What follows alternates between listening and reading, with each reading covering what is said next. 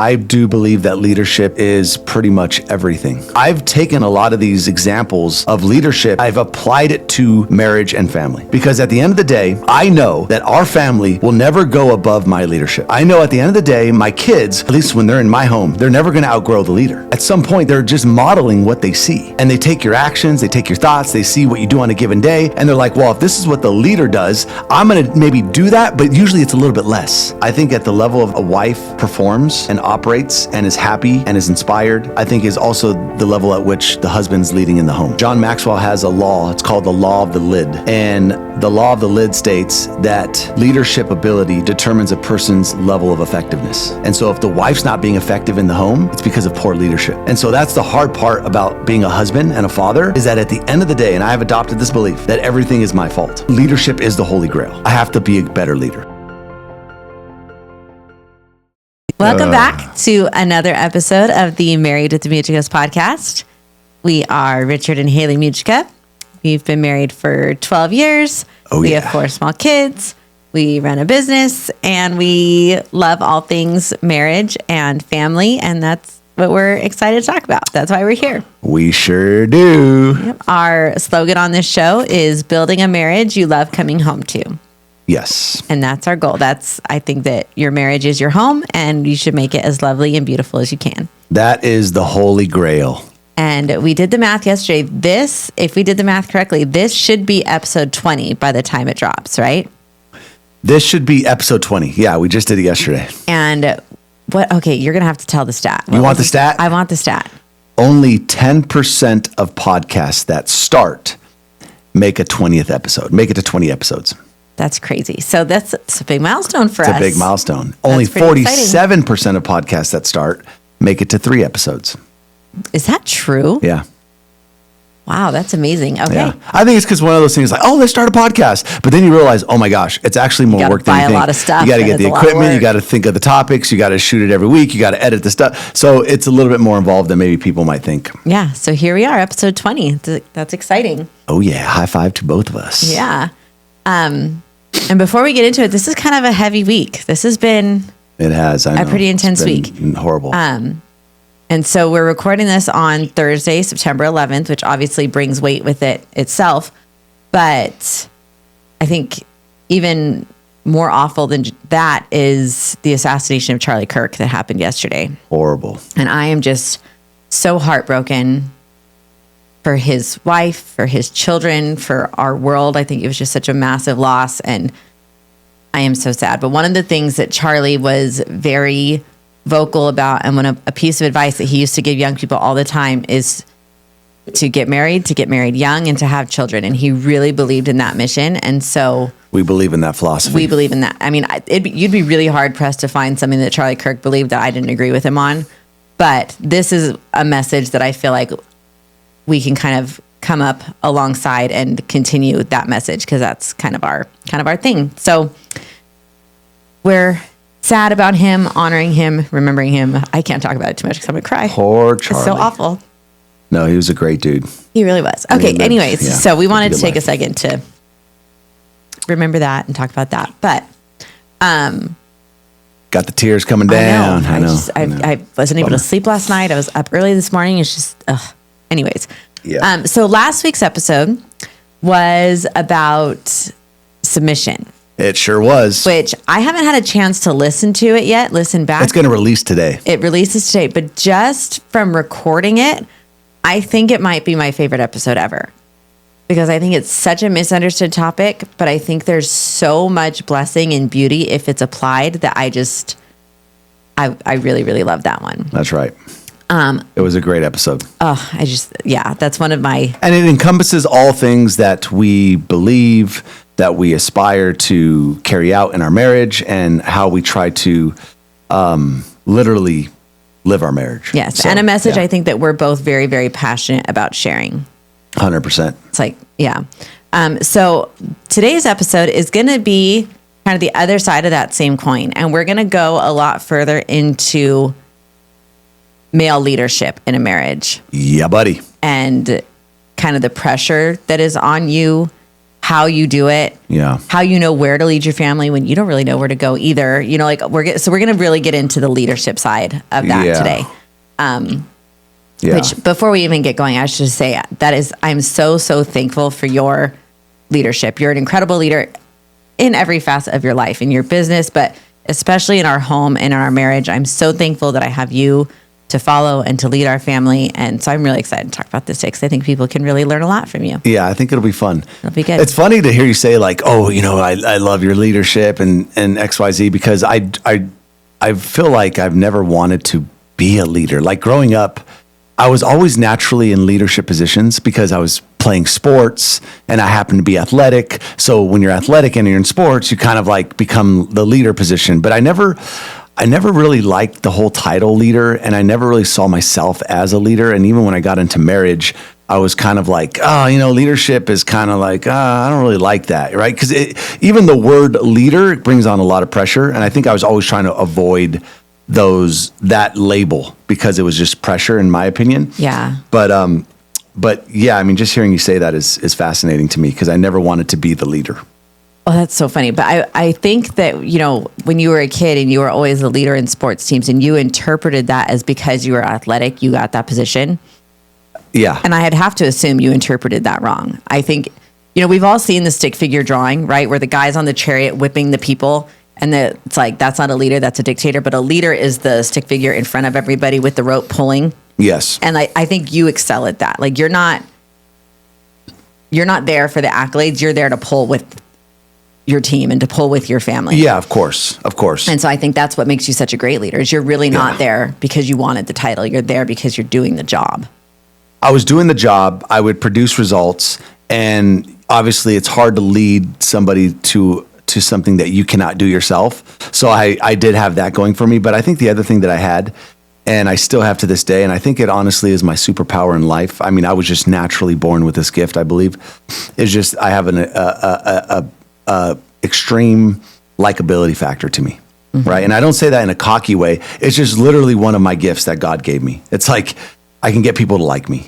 And if people like you, that opens up a whole world of leadership because number one, they won't follow you if they don't like you. Right. So like that's the first thing. Right. And then once they like you, it's like, oh my gosh, they're so much more susceptible to leadership. Right. And what else can this guy show me? What else can this guy do, you know, with me and for me? And so I think that really helped me in my journey. Yeah. So you said when we first got married, you kind of were like opposed to the idea of leadership and leading our family. So at what point in the last 12 years did you really step into like accepting that? Because I don't think you're in that place anymore. I would say you're a very strong leader.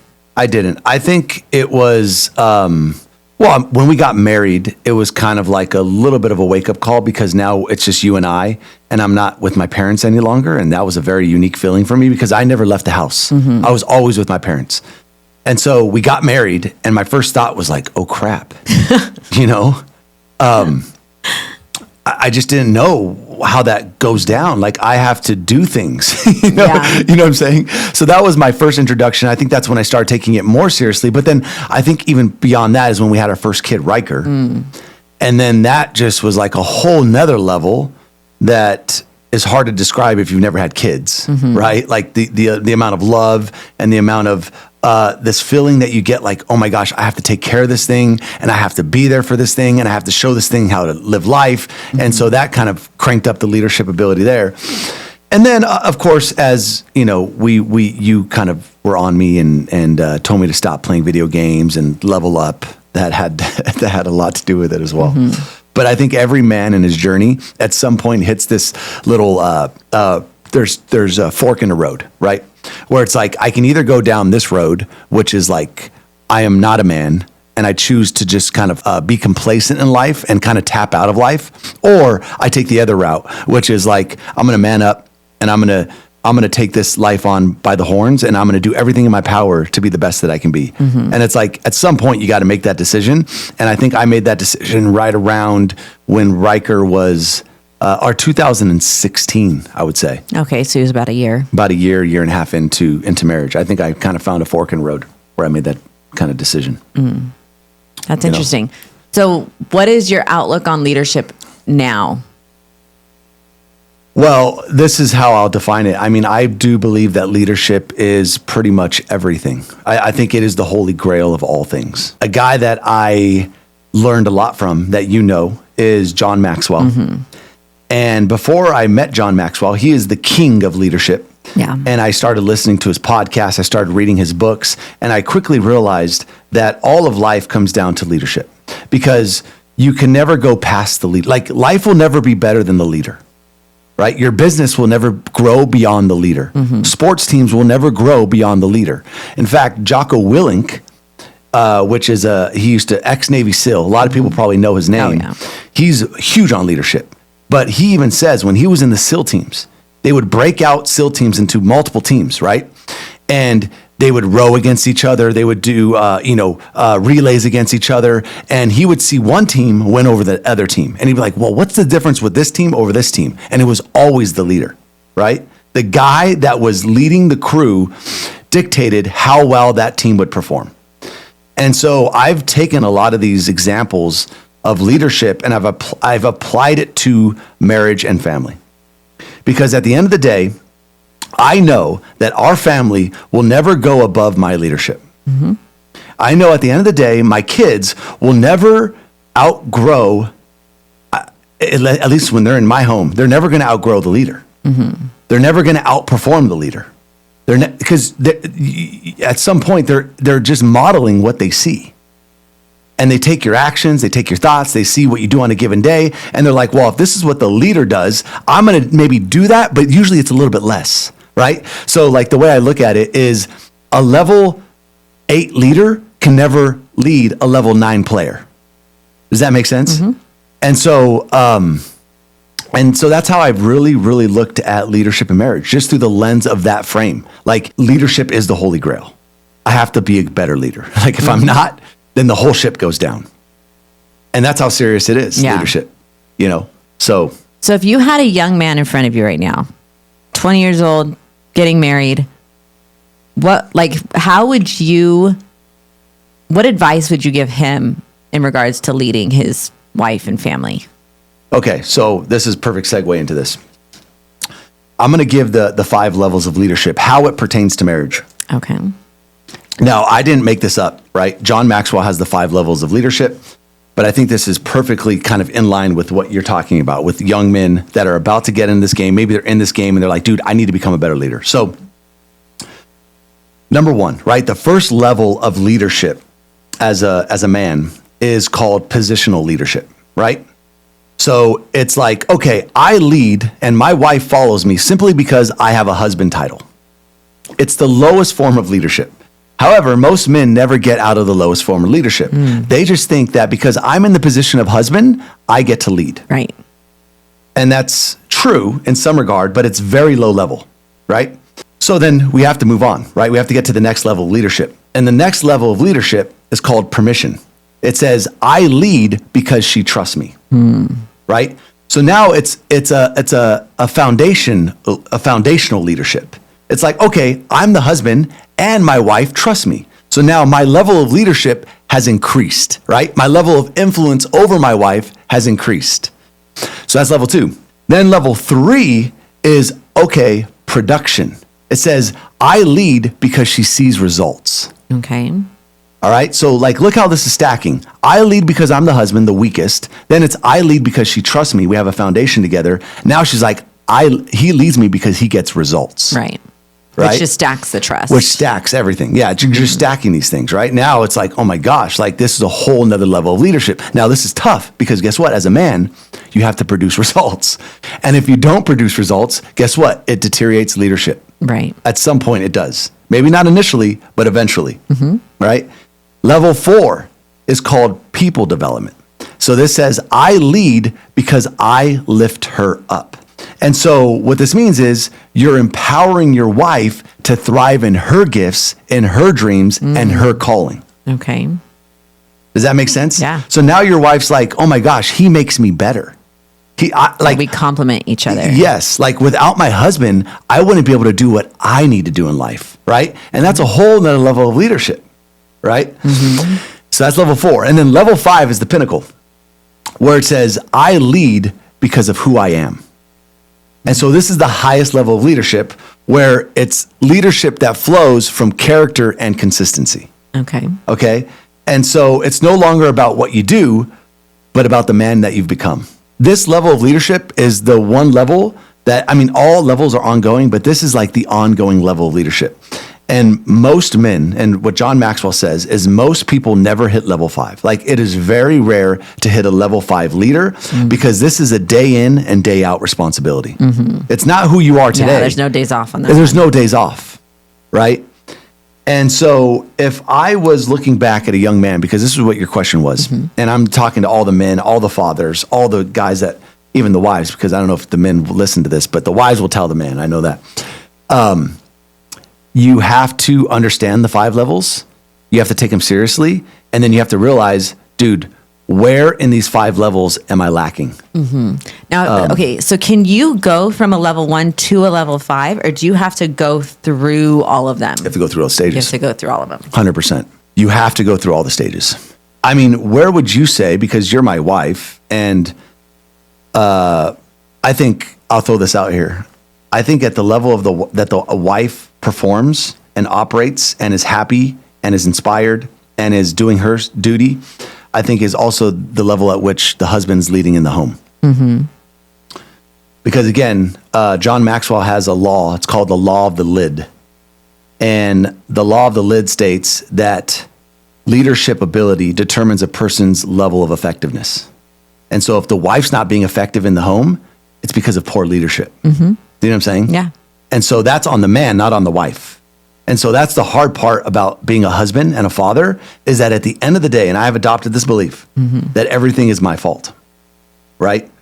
If my wife is not in a place where she can thrive, it's my fault, not her fault.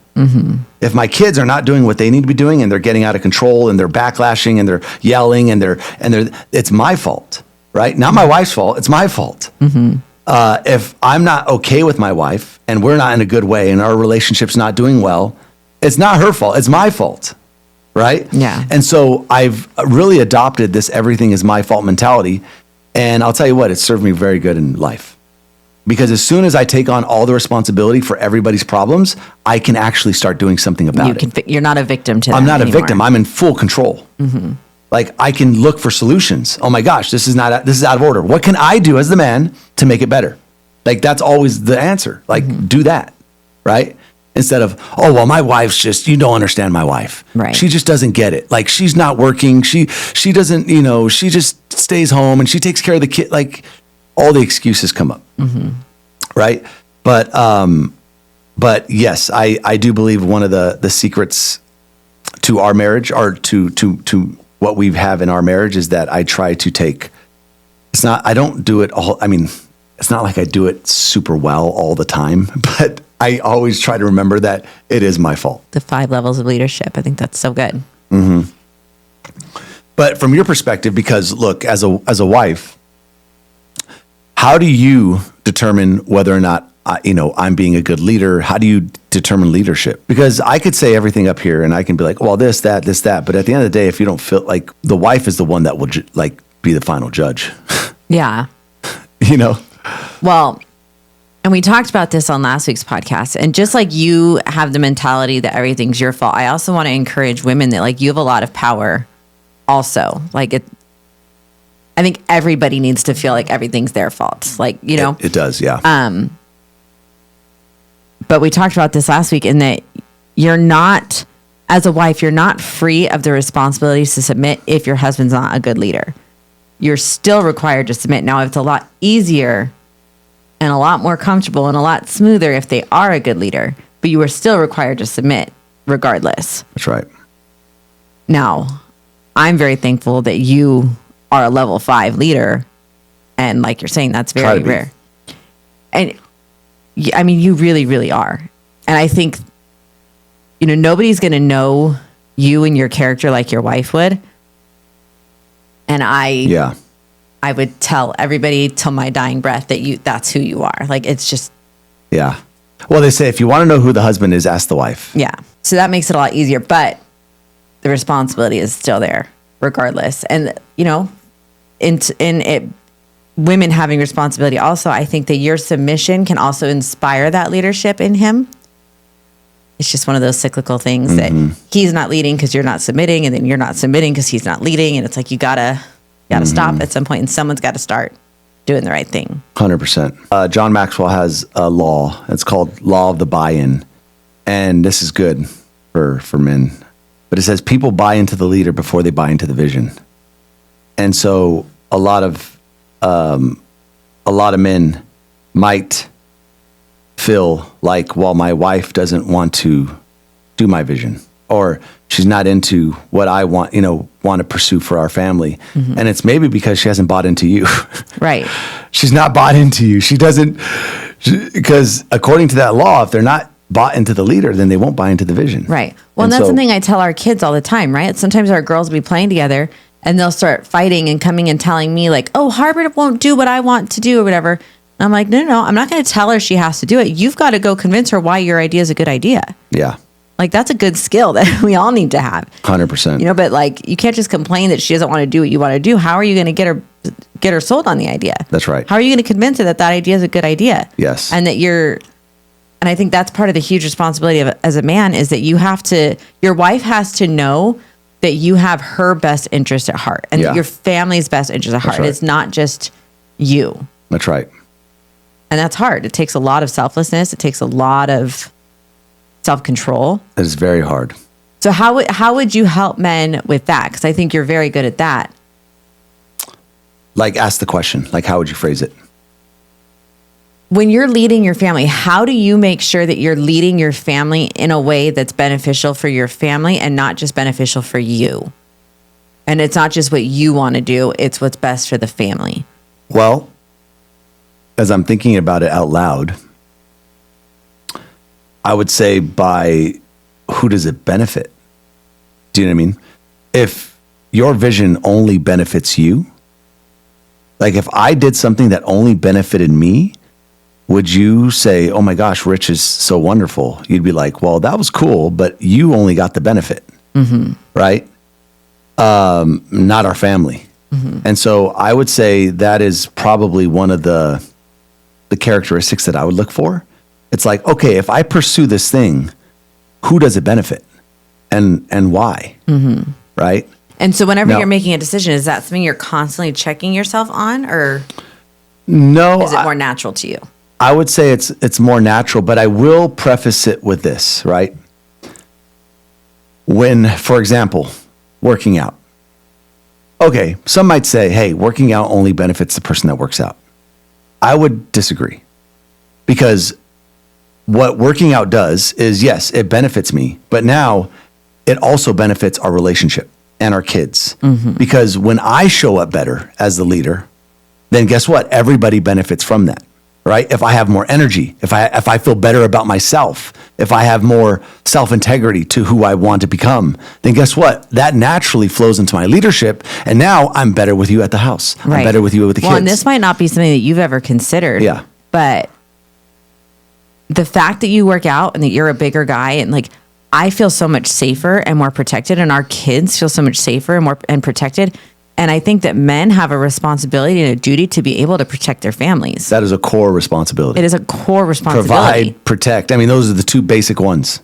So I think working out does that too. And they've done studies. This is the crazy part. Like, they've literally done studies. What do people look for when they're looking to go after kids?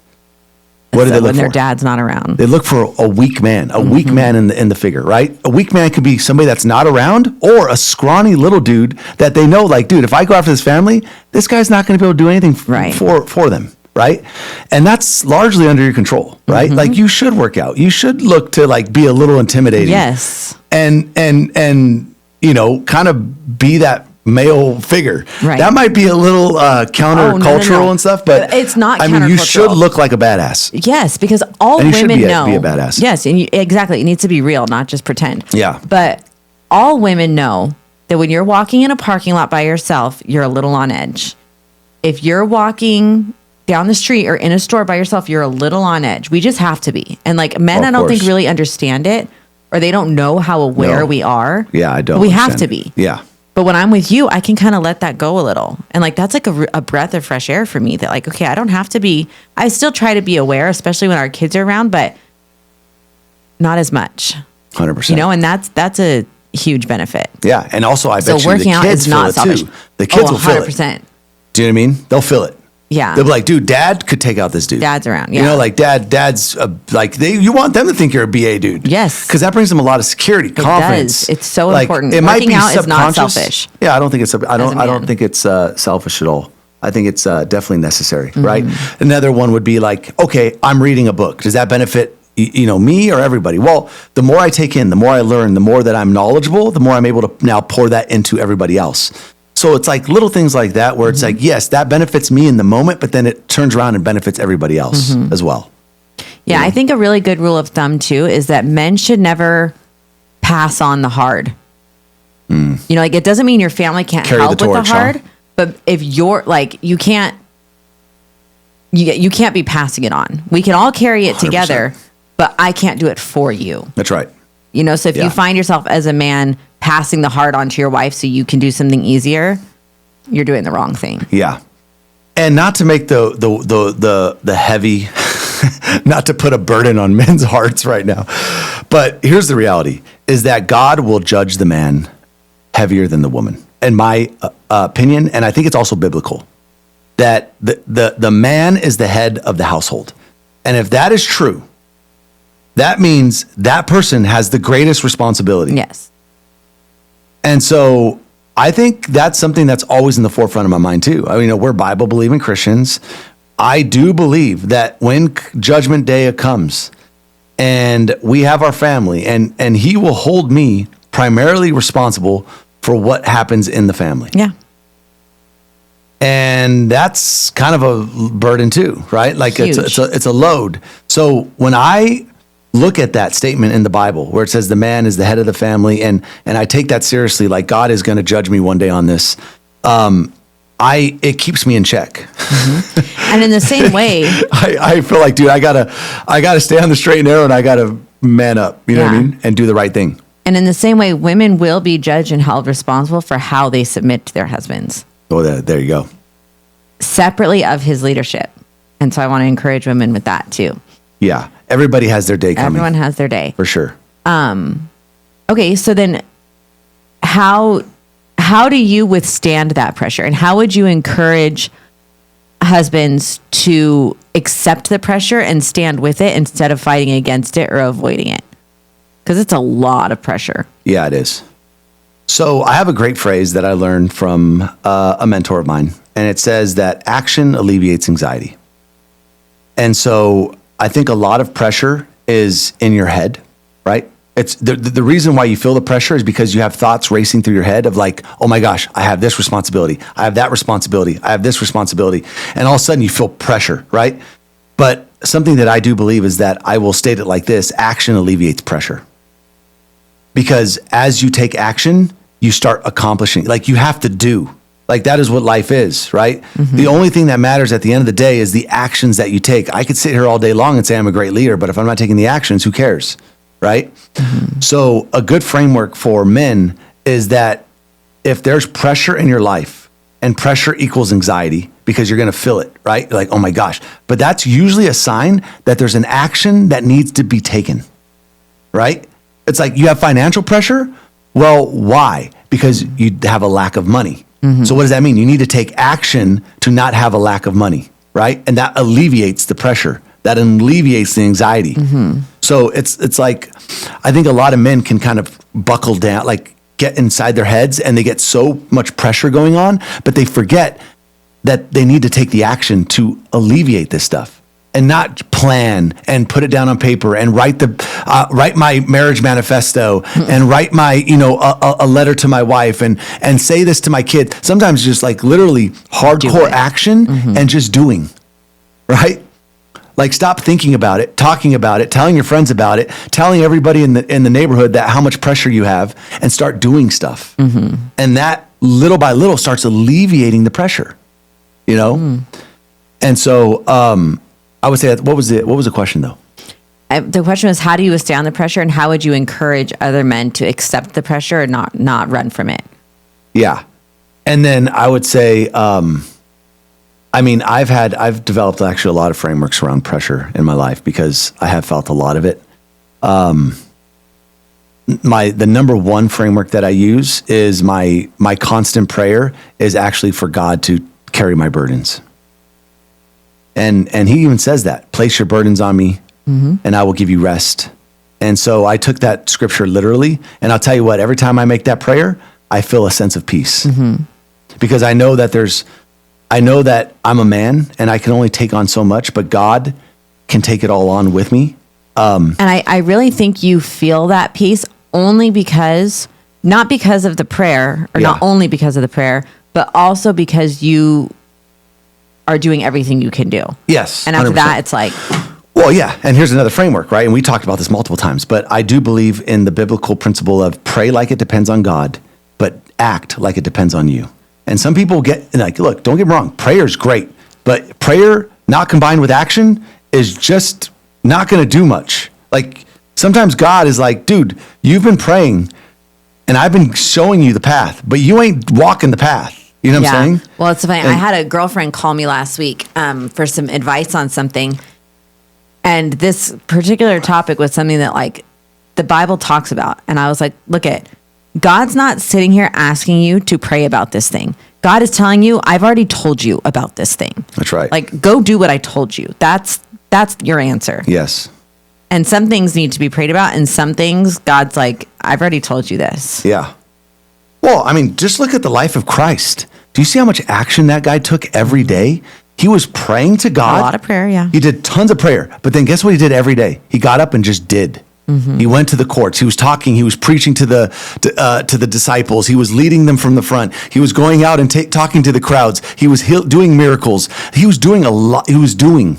He was a doer. God, Yeah. Jesus was a doer. He was. But he backed it up with a ton of prayer because he knew he needed both. I need God on my side. I need to let God take these burdens. I need God's vision for my life. I need God's direction for my life. But then I need massive action. And you can't just have one. Yeah. Like you have to have both. And so I think that's just a good framework to lean on as a man. So that is one. So how do you take on the pressure?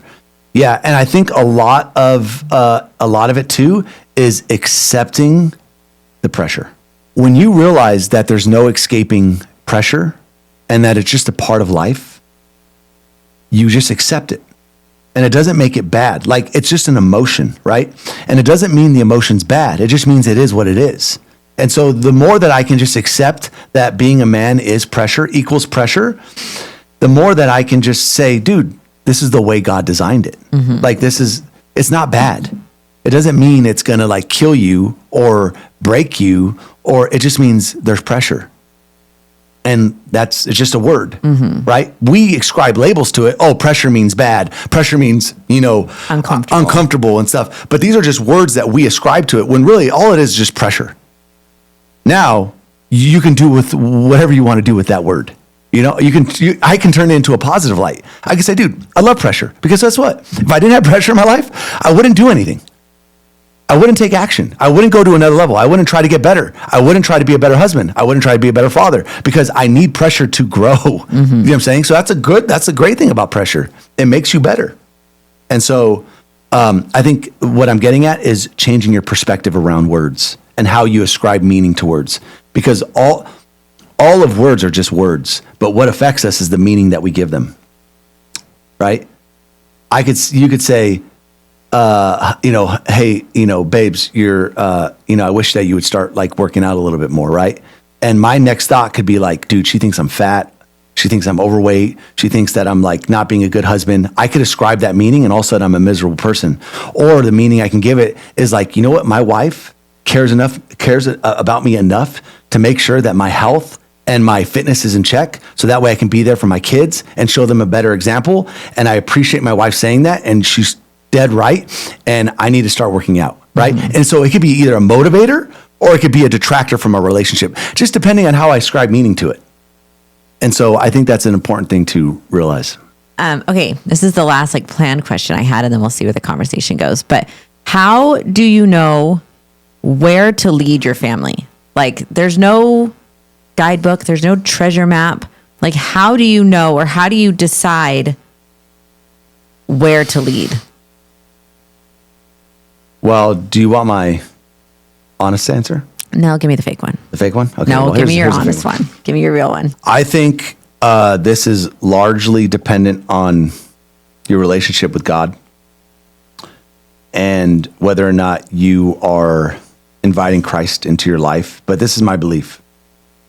I believe that God made every man. I think God places a vision in every man's heart. And I believe that when you are following Jesus and you are in his will and you're following his commandments, that you will have visions, you will want things in life. And as soon as I have dreams in my life, I take that as a sign. Like that dream is God-given. Like, and the more that I follow this principle in my life, where it's like, if I have these visions and I'm daydreaming about this and I have this constant vision of doing this one day or doing that, like I know it is a God-given vision. Mm. And okay, so I've never heard you say this before. Yeah. So what are some God-given visions you feel like you've had up to this point that you've led us and it's... Oh, I think a ton. I mean, when I had that stirring in my heart to go and do this online thing, like it was very evident that this was a call. Like there was something calling me to this because I've never had a stirring in my heart like that ever. Mm-hmm. I mean, it was just stirring. I couldn't get away from it. I woke up and thought about it. I woke up and dreamed about it. I couldn't get away from it. Everywhere I looked, it was just around me. And so I took that as like, dude, this is a God-given dream. Like this is not a me thing. This is a God thing. And another verse that I love in the Bible, it says, a man will plan his ways, but the Lord directs his steps. And I live by that principle. And once I know clearly, like, dude, this thing is coming up over and over again, and it's not out of alignment with the Bible. It's in alignment with, it's not like unethical. It's not going against scripture. It's in alignment with everything. And I keep seeing that. That is my sign that, dude, I need to pursue that. Because I believe it is coming. I do believe that is a God-given vision. Interesting. Yeah. Now, the only thing this doesn't work, obviously, if you're not in alignment with Christ, if you're living a life that is double-sided, as the Bible talks about, the double-sided man that says one thing, does another thing, and you're not living in alignment with the Bible, then this doesn't work. You know? But I'll tell you what, I mean, it's never led me wrong. I don't feel like it's ever led me astray. You know? Has there ever been anywhere that you've led our family that you've had to pivot or been like, ooh, that was a bad idea. We need to go a different direction or we need to make a correction here? Oh, I mean, in micro ways, not in macro ways. Okay, tell me about a microwave. Well, micro means, look, micro is just the little decisions within the decision. You know, we did the fit body. That's like, we have to pivot to another business model, right? Like that's a micro pivot to another business model, but the vision was always the same, right? So that's what I mean by micro. Like the macro was like, this is where God's leading us. That's the macro. The micro is, okay, what are the little decisions within that vision that maybe we have to do differently? And that's always a thing. But you've never felt like a macro decision was a wrong decision or you had to pivot from one of those? Not that I can think of. Not in terms of a directional. Well, maybe. Which one? You made a decision to have a procedure done a couple of years ago. Yeah. Yeah. But that was not I don't know. Yeah, it is true.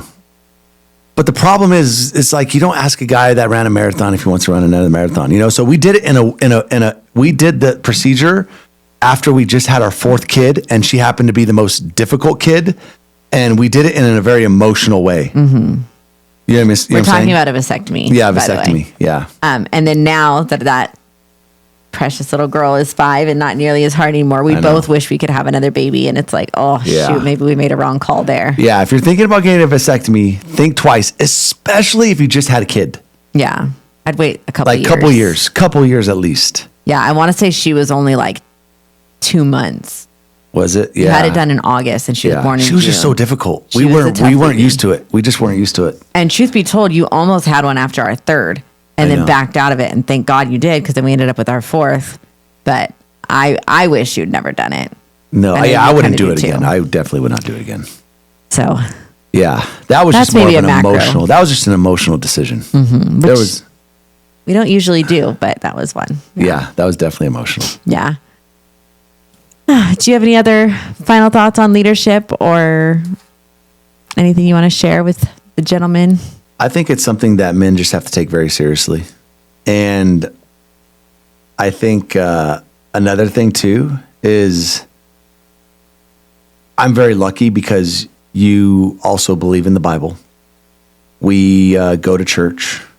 We make sure to make that like like we want our kids in church. We want to make sure the kids see the Bible. Like this morning, you were doing Bible verses with the kids.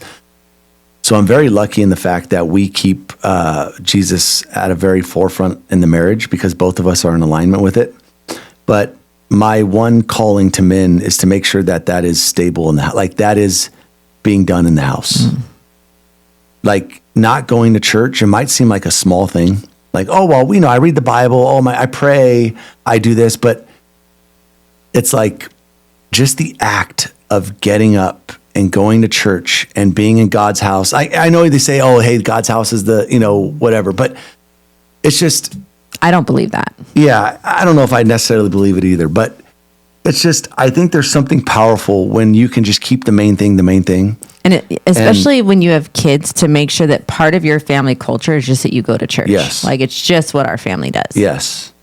And it also takes a lot of pressure off the man because guess what? As my kids start learning about the Bible and I want their identity to be in Christ, the Bible can do a lot of the coaching for me. It brings up a lot of the conversations. It brings up a lot of the conversations. It's like now when the kids do something out of character, I don't have to say like, oh, I just like, son, like you're not living in accordance to the Bible, right? And then it's like they realign their identity. You're right. I'm a Bible believing person. Like, so then their identity is in Christ, which helps everything in them, like in our family flow better. Do you know what I'm saying? Yeah. And easier. It's just easier because they have a North Star. Yeah. We have a life plan that we can just follow and it makes everything a lot easier.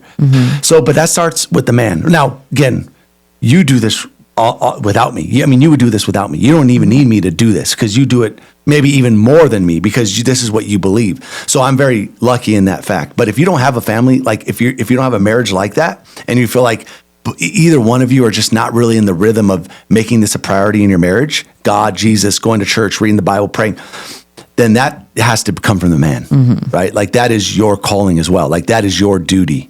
And so you got to step up there because once you step up there, like we're talking about, it makes the marriage relationship easier and the family relationship easier. Yeah.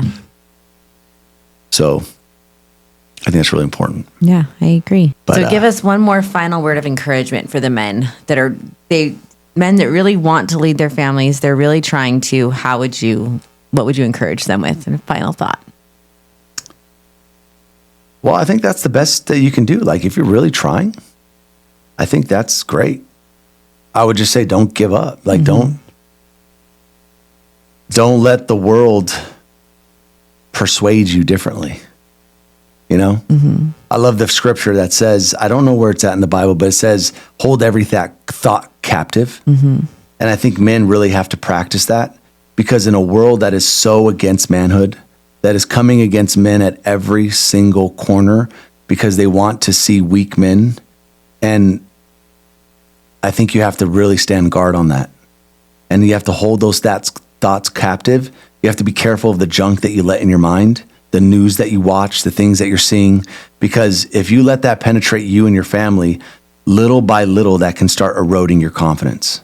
And you can start second guessing yourself. And you start thinking, oh my gosh, maybe my wife should be doing this. And maybe I should be doing that. And maybe, my family should be doing this. And you're like, but it's, in your heart that it's not the right way, but it starts penetrating you, it starts, the repetition starts entering your mind and you can lose your confidence as a man. So I think you have to be very mindful of that because everything in life is trying to bring the man down because that is Satan's design. Because he knows, dude, the man goes down, everything goes down with it. Everything's going with him, yeah. Everything goes down with the man. You look at fathers in the home. What is the stat? It says, look, if a woman's not in the home, I forget what the stat is, but child is more likely to have sex by like a small percentage. But if the man's not in the home, the child's well-being, everything, sex, it goes Depression. Way up. I mean, it's sky high, right? Not saying that the woman's not as important, but what I'm saying is there's something about just being a man that women need, that kids need. And I think you just have a duty and obligation to be the best man that you can be because of that fact. Yeah. So it's my encouragement. It's a lot of pressure. I'm glad God made me a woman, but I'm thankful that you take it on so well. Oh, yeah. Subscribe. There you go. Share with your family. Share with the fellow men. I wonder how many men watch this podcast. Probably not too many. I'm sure we could get that breakdown. Yeah. Maybe. But yeah, until next time, huh? That was a good one. Thank you. All right. Love you. Bye.